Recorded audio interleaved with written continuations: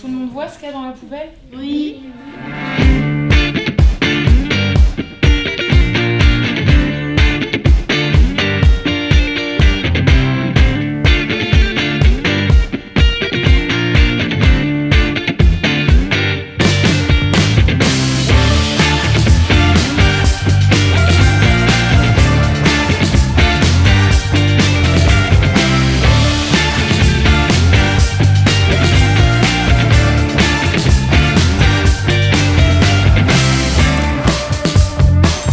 Alors le zéro déchet, c'est une démarche, mais aussi un état d'esprit qui vise à réduire les déchets, réduire aussi le gaspillage.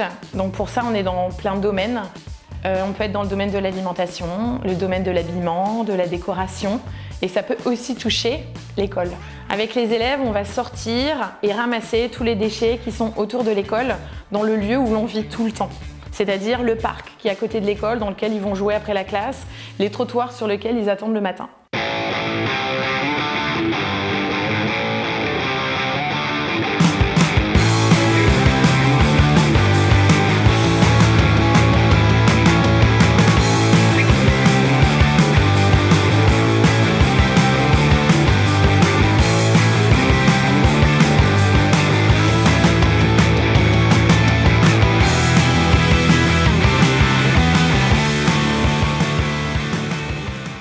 On a fait un clean-up day, on avait des gants, des sacs poubelles, des pinces pour ramasser les déchets dans la rue et au bois de la tortue. Par exemple, on a trouvé des mégots, des bouteilles en verre.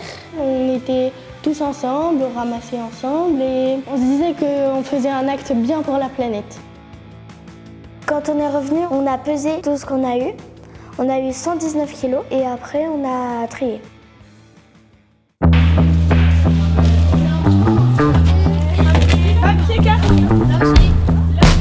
On va retravailler ensemble les règles de tri, parce que pour rappel, les règles de tri, elles sont différentes selon les communes.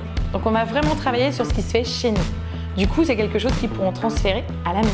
Fouiller et regarder tout ce qu'il y a dans la poubelle.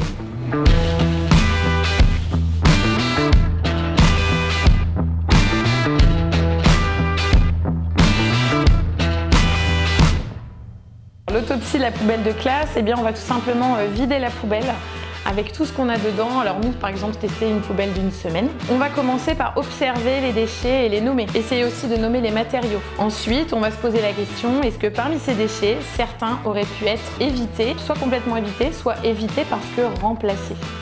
Dans les déchets qu'on a pu remplacer, on a par exemple trouvé des tubes de colle, des feutres qui peuvent être facilement remplacés par des crayons de couleur, des colles liquides à remplir et qu'on partage avec les enfants. Après va prendre sens le combien il nous faut de poubelles dans la classe. Si on a bien fait notre travail, dans la poubelle des déchets ménagers, il ne restera pas grand-chose.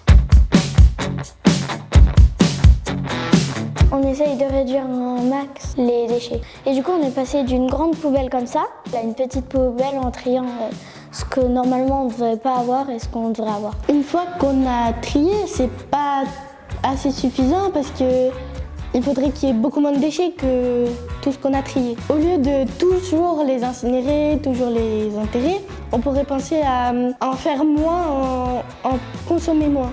Le meilleur déchet, c'est les déchets qu'on ne produit pas. Moi, j'ai envie d'agir, j'ai envie de changer ce que je fais. J'aimerais maintenant acheter dans des épiceries en vrac, avoir un compost dans le jardin.